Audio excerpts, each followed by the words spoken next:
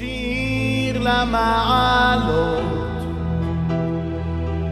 אשא עיניי אל ההרים, מאין יבוא עזרי.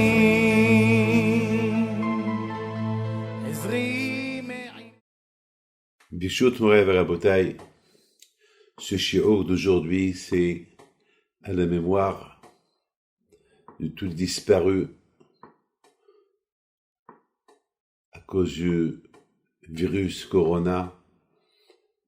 Cette bougie que je vais allumer maintenant, c'est à leur mémoire, bien sûr, et par le zichut du Talna Elaki, Rabbi Shimon Bar Yochai, que ça, par son mérite, Be'ezat Hashem HaKadosh Baruch Hu,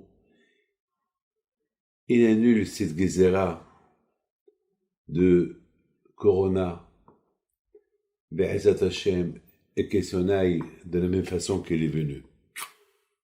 Ve'ilou Ishmat, Rabbi Shimon Bar Yochai, et va rester allumé pendant 7 jours.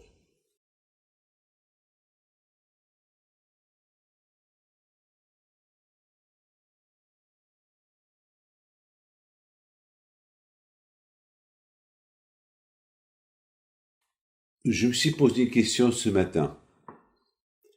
La question que je me suis posée, c'est pourquoi Rabbi Shimon Bar Yochai, il a tant de succès dans le monde? Les Ashkenazim, les Sfaradim, les Litaïm, le monde entier le vénère. Des millions de personnes qui vont pèleriner chaque année. Aujourd'hui,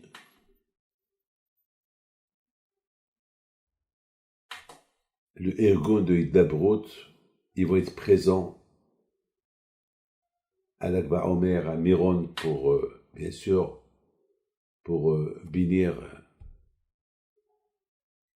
tout le public qui le demande, et que Hachem il les aide aussi, parce que ils font du beau travail pour ramener les gens dans la Tchouva, dans la Torah. Et moi, toujours, je m'associe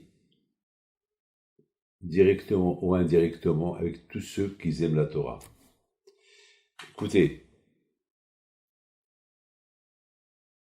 aujourd'hui dans le monde, Baruch Hashem, on voit le monde qui avance. Si on parle au niveau de la kashrut, Blé Enara, ça avance. Si on parle au niveau des écoles juives, ça avance. Les yeshivot. Vous imaginez ce qui se passe dans le monde au niveau Torah, c'est impensable. Parce que on vit l'époque de Mashiach. Le prophète il dit, il vont venir des jours, et les gens ils vont être assoiffés, ils vont avoir la faim.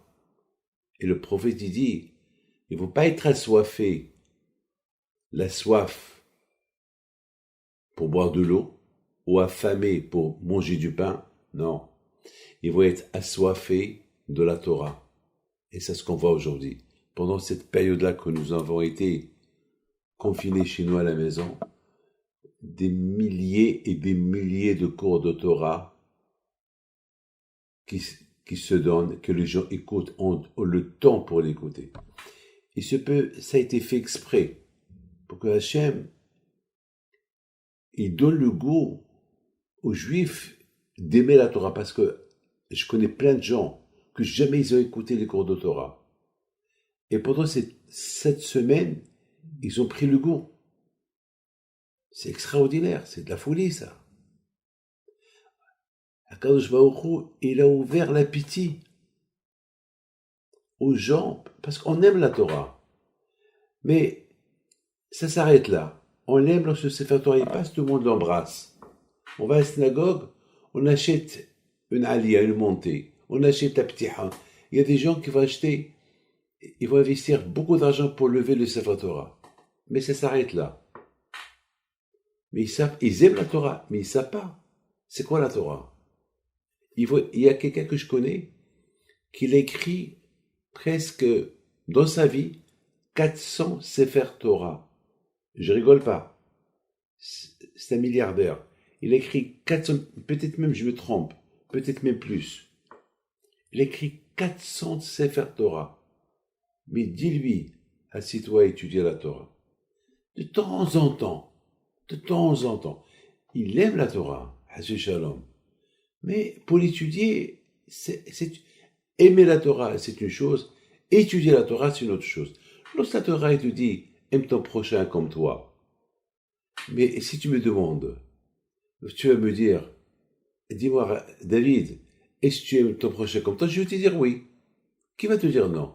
Quelqu'un va me poser la question, dis-moi, David, tu aimes le bon Dieu? Je vais te dire oui, je ne vais pas te dire non. Mais est-ce que Béhémet, je l'aime? Est-ce que Béhémet, j'aime mon prochain comme moi? C'est pas possible d'aimer quelqu'un plus que moi. Moi, je m'aime.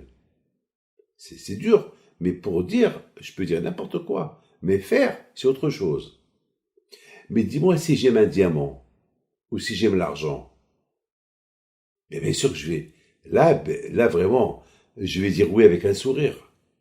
Avec un sourire. Ah ouais, bien sûr. Surtout si je sais que le diamant, une fois, j'ai vu un diamant qui coûte 50 millions de dollars. Il appartenait à une reine. Je peux pas vous dire laquelle. J'ai pas cru. J'ai dit quoi, ça? 50 millions de dollars. Il m'a dit, Rabbi David, oui, ça coûte. Il me dit, vous savez, il y a plus gros que ça coûte jusqu'à 120 millions de dollars. Et qui va l'acheter? Il y a des gens qui vont l'acheter. Il y a des gens qui vont l'acheter. Il y a des gens qui vont l'acheter. Mais est-ce qu'ils vont le prendre avec eux à la tombe? Non. Non. Ça va rester là. C'est le même diamant qui va rester là depuis des centaines d'années. Tous les propriétaires ils sont partis et ce diamant il est resté. Il a une longue vie. Et il va vivre jusqu'à l'éternité. Mes amis, il faut savoir une chose. Aimer c'est une chose et agir c'est une chose.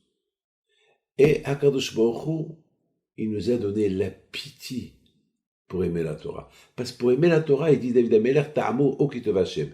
Il faut goûter la Torah pour l'aimer. C'est quoi goûter? Il faut s'asseoir. Il faut l'étudier.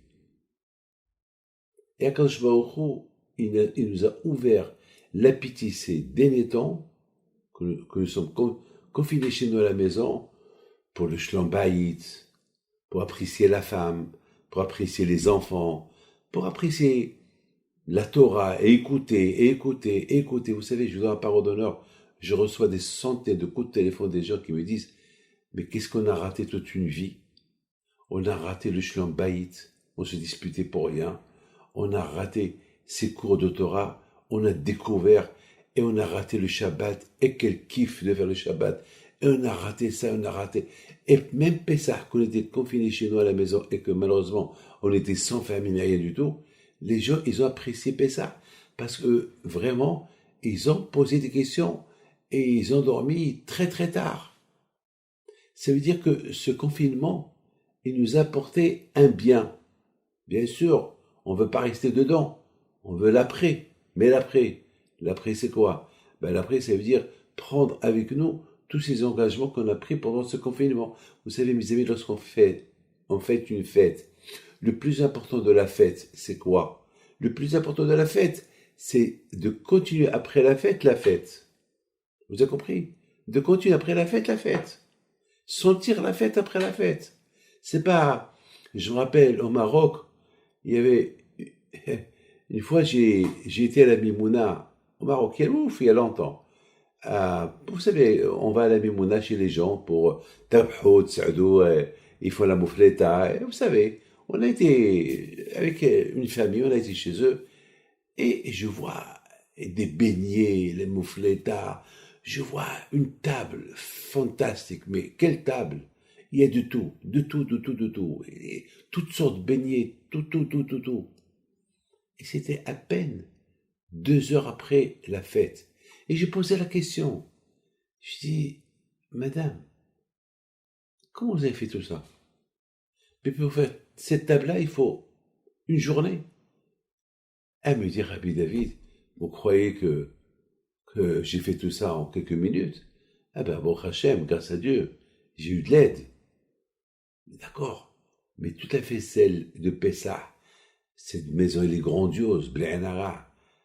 Eh ben, la vaisselle, on l'a gardée pour l'année prochaine, si Dieu veut. Et on a fait sortir la vaisselle de Pessah de l'année. Mais combien ça devait vous prendre au moins 2 jours? Vous avez commencé tout ça quand?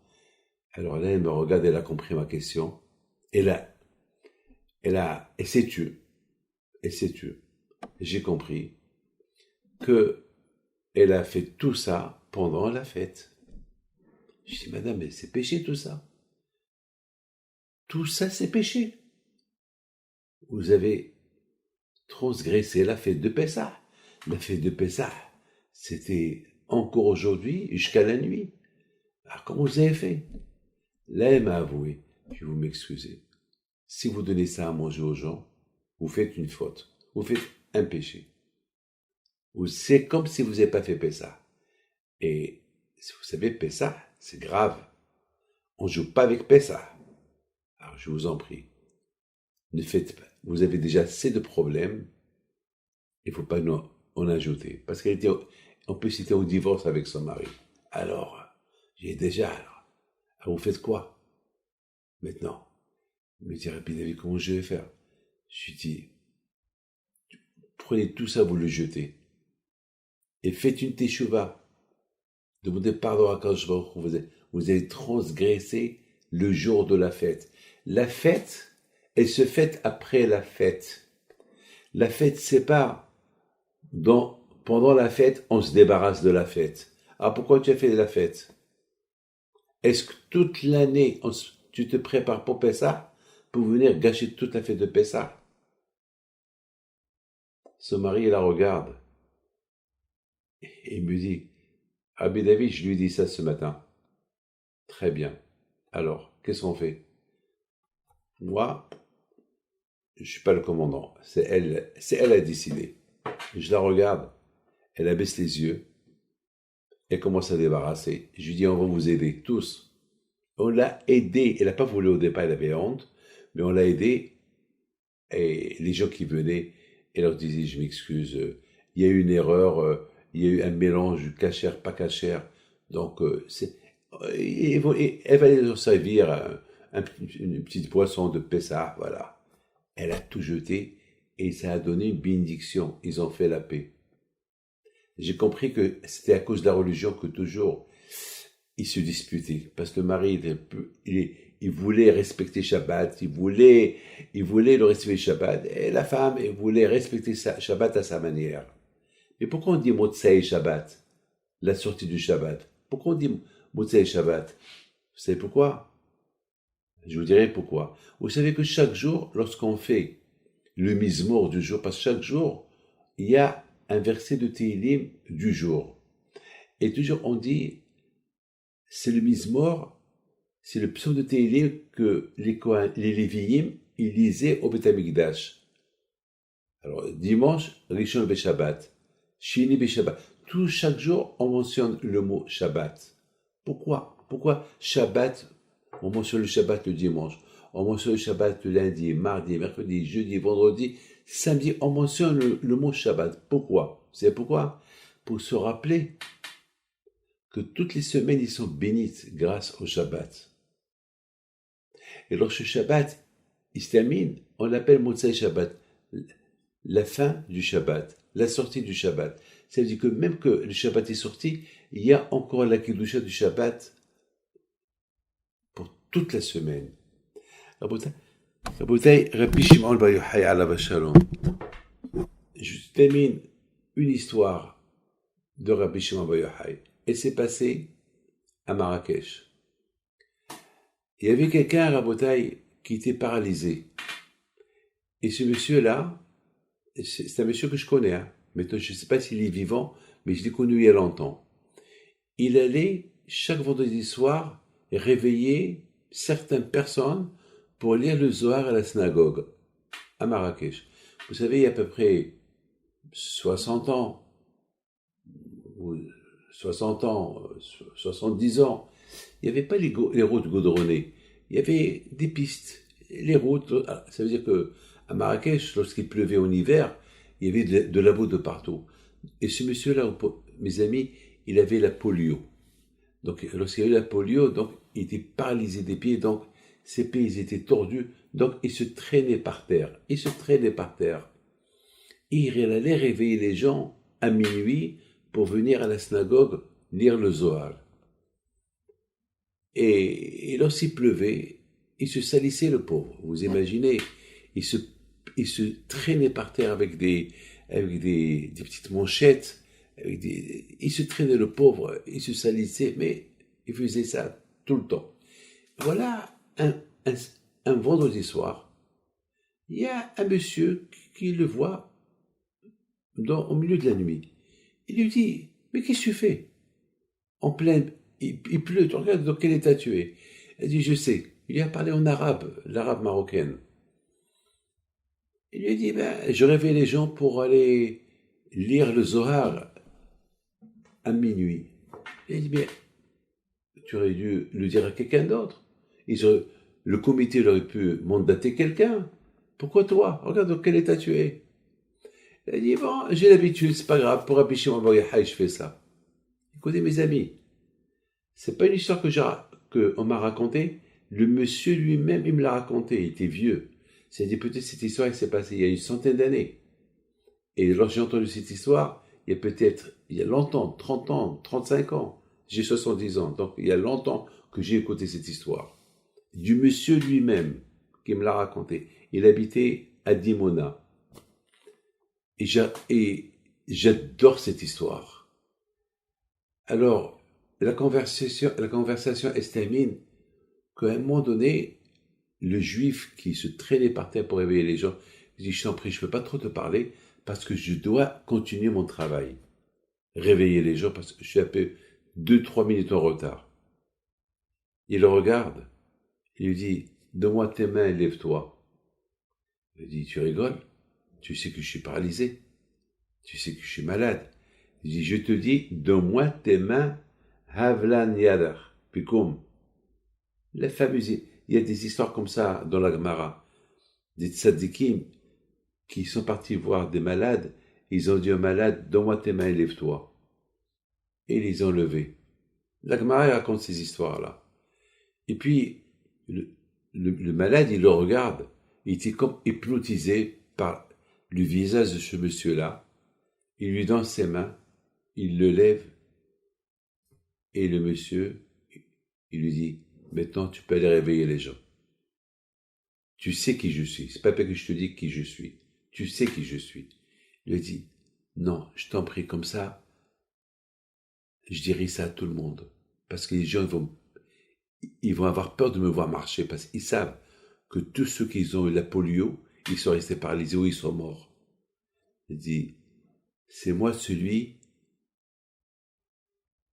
qui a écrit le Zohar, Rabbi Shimon Bar Yochai. Il a disparu. Cette histoire-là, vous allez me dire, mais Rabbi David, tu nous racontes n'importe quoi. Eh bien, c'est des histoires. Si on ne croit pas à cette histoire, comment on va croire à Kehat Yam Souf? Comment on va croire tous ces miracles qu'on entend sur les tzadikim?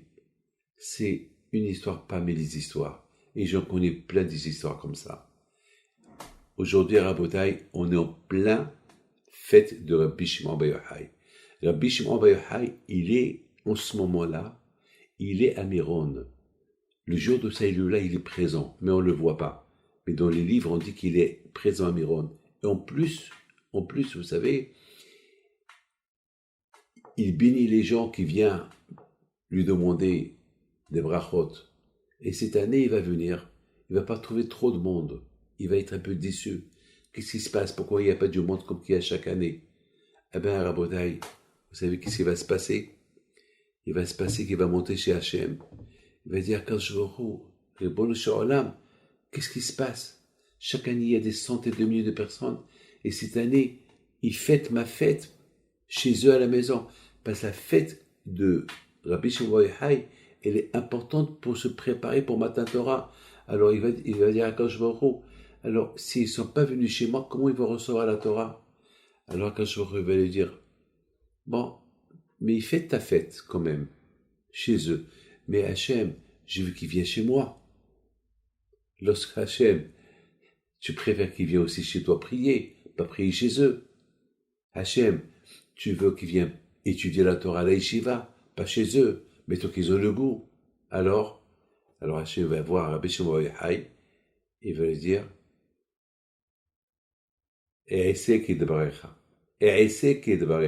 je fais faire comme que tu demandes.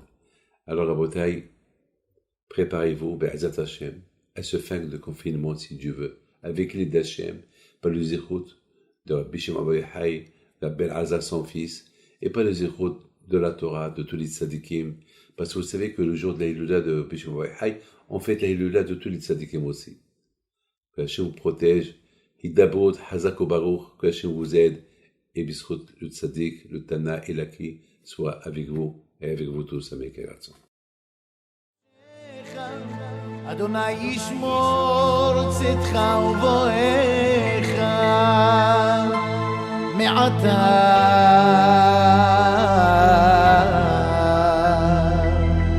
ועד עולם